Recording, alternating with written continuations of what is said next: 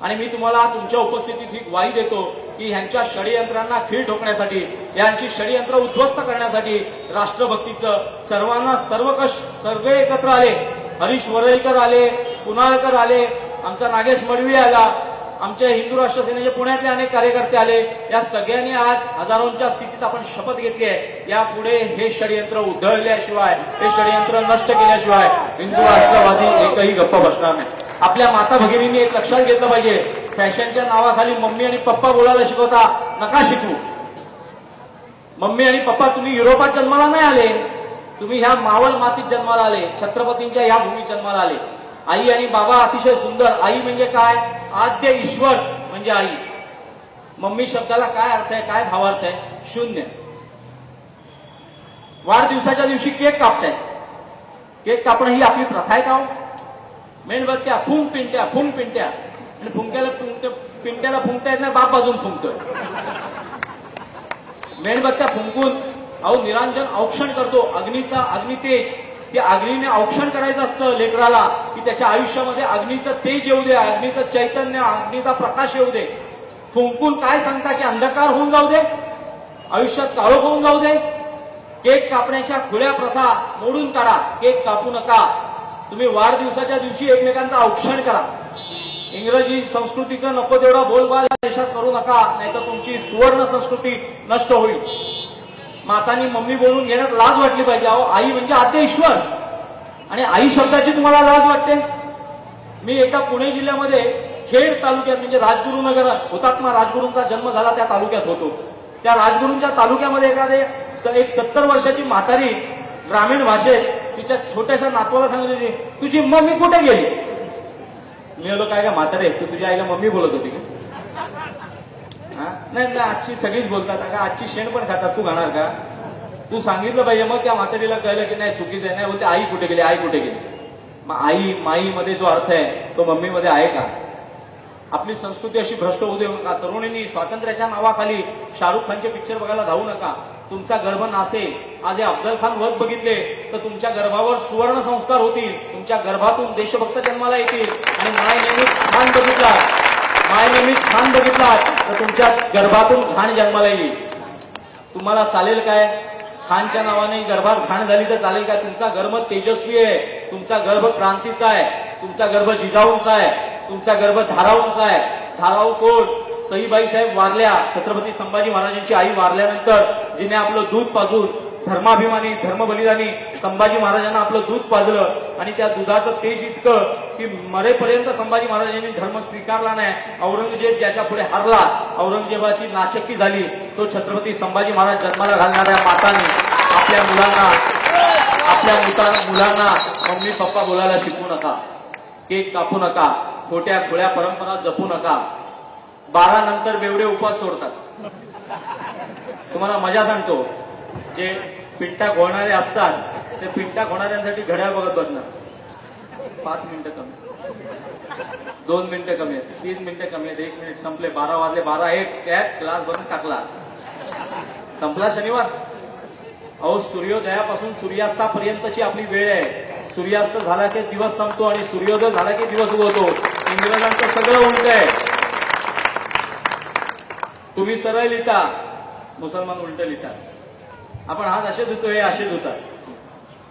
तुम्ही सरळ वाचता, हे शेवटून वाचायला सुरुवात करता. तुम्ही तोंडात जेवता, हे फक्त दुसरीकडून जेवायचे बाकी राहिले. नको त्या खुलसट प्रथांना वाव देऊ नका. तरुणांच्या स्वातंत्र्याच्या नावाखाली नको ती घाण या देशात आणू नका. वैचारिक स्वातंत्र्य टिकवण्यासाठीच हिंदुत्व आलं पाहिजे. कारण खरी धर्मनिरपेक्षता, खरं धार्मिक स्वातंत्र्य, खरं वैचारिक स्वातंत्र्य या देशातच जन्माला आलं. तालिबानमध्ये अवस्था बघा. 17 वर्षाच्या एका मुलीने प्रेम प्रकरण केलं तर तिला उलटी झोपून तिच्या ढोंगणावरती 100 फटके मारले चापकाचे. जर इथे देशाचं इस्लामीकरण झालं तर ह्या तरुणी आमच्या ज्या फिरतायत ना, त्या तरुणींना फिरायला बंदी होईल, चित्रपट दाखवायला बंदी होईल, रेडिओ ऐकायला बंदी होईल, नसलेल्या गाड्या ढेकणं होईपर्यंत वाढवाव्या लागतील. त्या देशाची अशी अवस्था होईल. तालिबानीकरण होऊ द्यायचं नसेल तर छत्रपती शिवशौर्याला, छत्रपतींच्या अफजल खान पाडण्याच्या पुन्हा पुन्हा इतिहास गिरवण्याशिवाय तुमच्याकडे दुसरा कुठचाही पर्याय उरलेला नाही. आणि आज आपण सगळ्यांनी हा संकल्प जयंतीच्या निमित्ताने सोडला पाहिजे. शिवजयंतीच्या निमित्तानं आपण ही शपथ घेतली पाहिजे की छत्रपती तुम्ही तुमचं कार्य तुमच्या काळात केलं, पण आता 350 वर्षानंतर पुन्हा हा महाराष्ट्र जागेल, पुन्हा राष्ट्रवादाचा वणवा पेटेल, भगवा ध्वज त्या क्रांतीचा नेतृत्व करेल आणि त्या भगव्या ध्वजाच्या क्रांतीनं या देशातली देशद्रोही पिल्लावळ नष्ट करू.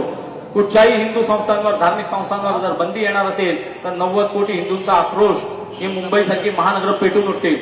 किती नशीब आहे आपलं की मुंबईमध्ये आपण मराठी लोक राहतो. मराठी लोकांचं कौतुक का करतो? कारण जेव्हा जेव्हा देशभक्तीचा, जेव्हा राष्ट्रवादाचा प्रश्न उभा राहतो तेव्हा तेव्हा सगळं लक्ष महाराष्ट्राकडे लागतं.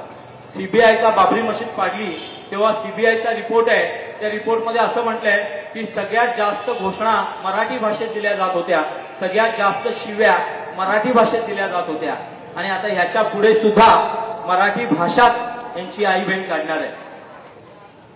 मराठीच देशाला वाचवतील, मराठीच राष्ट्राला वाचवतील. महाराष्ट्र मेला तरी राष्ट्र मेले. मगाशी सांगितलं, तुम्ही एक आवर्जून बिंबवा तुमच्या मनावर, तुमच्या हृदयांवर की तुम्ही ह्या देशातले, ह्या नव्या युगातले क्रांतिकारक आहात. तुम्ही आमच्यापेक्षा व्यासपीठावर बसलेल्यांपेक्षा महान नेते, महान क्रांतिकारक आहात, कारण तुम्ही तुमच्या पुढच्या पिढीला जन्माला घालणार आहात. आम्ही वक्ते आहोत, पण अस्तित्वातलं कार्य, कृत्य करते आपण आहात. आपल्या बळावर हे राष्ट्र टिकणार आहे, आपल्या बळावर हा भगवा ध्वज टिकणार आहे आणि आपलं तेज या राष्ट्राला संजीवनी पाजणार आहे. भगवा ध्वज कुठच्या अलबत्याला पेलवणार नाही. भगव्या ध्वजाला उचलण्याचं कुठच्या कोल्या कुत्र्यात सामर्थ्य नाही. ते सामर्थ्य फक्त राष्ट्रवादात आहे, देशभक्तीत आहे. आणि देशभक्त तरुणांनी हे आवर्जून लक्षात घेतलं पाहिजे की आता मुंबईत जेव्हा जेव्हा हिंदुत्ववाद्यांच्या सभा होतील तेव्हा हजारोंच्या संख्येने उपस्थित राहा. देशद्रोह्यांना कळू दे की अजून सुद्धा इथला पिंड नरसिंहाचा आहे. इथे अजून सुद्धा असे नरवीर राहतात की आता राजकीय क्रांतीने या देशात परिवर्तन येईल, भगवा ध्वज क्रांती करेल आणि या भगव्या रंगाचं तेज इतकं असेल की देशद्रोह्यांची हिरवी पिल्लावर जळून राख होईल, नष्ट होईल. आमच्या भाषणांवर लक्ष ठेवणार आहे. अहो, आमच्या भाषणांवर काय लक्ष ठेवतो? आमच्या सगळ्यांना लक्ष ठेवा. आम्ही कुणाच्या बापाला भीत नाही. माझा देश जळतोय, माझ्या बहिणी विधवा होत आहेत, माझ्या आयांनी पुत्रिक होत आहेत, माझ्या देशातला तरुण निष्कारण बॉम्ब स्फोटात मारला जातोय, आमच्या देशातले भूमिपुत्रांची घरं उद्ध्वस्त होत आहेत आणि आम्ही आक्रोश करायचा नाही. ज्याला आगीची झळ लागते तो ओरडणार नाही. आज देशद्रोह्यांच्या माध्यमातून आम्हाला झळ पोचवली जाते, आमचा वंश नष्ट केला जातोय आणि आम्ही बोलायचं नाही, आम्ही भाषणं करायची नाही, आम्ही आमच्या समाजाला एकत्र करायचं नाही. जिहाद्यांना तुम्ही आतंकवादी दिलासा पॅकेज देणार, पण हिंदुत्ववाद्यांनी सभा घेतली तर तिथे सीआयडी येईल, सीबीआय येईल, सगळे अधिकारी येतील, बंदी नाकारतील. अरे काय चाललंय या देशात? हा देश कुणाचा आहे? हा छत्रपती शिवाजी महाराजांचा वारसा जगणारा 2 जयंत्या निर्माण केल्या. 19 फेब्रुवारीला एक जयंती निर्माण केली. त्या जयंतीसाठी मला एका ठिकाणी आमंत्रण आलं की तुम्ही या आणि भाषण करा. आणि मी गेलो, मी भाषण केलं. मला लोकांनी विचारलं की आपण हिंदुत्ववादी तिथीप्रमाणे पाळतो ना? हो, बरोबर आहे, तिथीप्रमाणेच पाळतो. मी त्याला उत्तर दिलं आणि तिथीप्रमाणेची जयंती खरी जयंती आहे.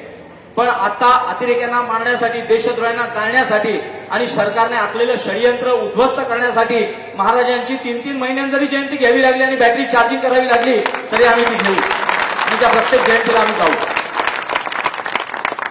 यांनी 19 फेब्रुवारीची जी जयंती काढली आहे त्यामागे षडयंत्र असं आहे की शिवजयंतीच्या निमित्तानं समाजामध्ये एक नवचैतन्य येतं, नवक्रांती येते आणि ती क्रांती येते इतकी भयंकर पेटतं की प्रत्येक हिंदू मन तेजाळून उठतं आणि मग त्यांच्यामध्ये काहीतरी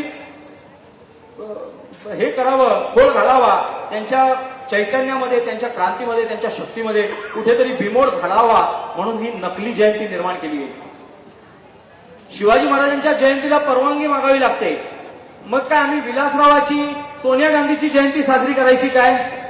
त्याला परवानगी नाही घेतली तरी चालेल, कारण सध्याची राज्यकर्त्यांची राजमाता इटालियन बाई. आणि आज आपल्या शिवजयंतीच्या निमित्तानं आपण एकत्र येताना आपल्यावर बंधनं आणली जातात, भाषणांवर बंधनं आणली जातात, चित्रांवर बंधनं आणली जातात, देखाव्यांवर बंधनं आणली जातात. अफजल खान मारू नका, मुसलमानांच्या भावना दुखवतात. अफजल गुरु फाशीवर देऊ नका, मतं पडणार नाहीत. अजमल कसा तो शशी थरूर नावाचा एक बाह्य मंत्री आहे, नाच्या नटरंगमध्ये कसा नाच्या आहे तसा तो एक नाच्या केंद्र सरकारमध्ये बसलाय शशी थरूर. तो स्वतःच्या खरोखर ओटांना लिपस्टिक लावतो ना, बायल्या नसेल काय.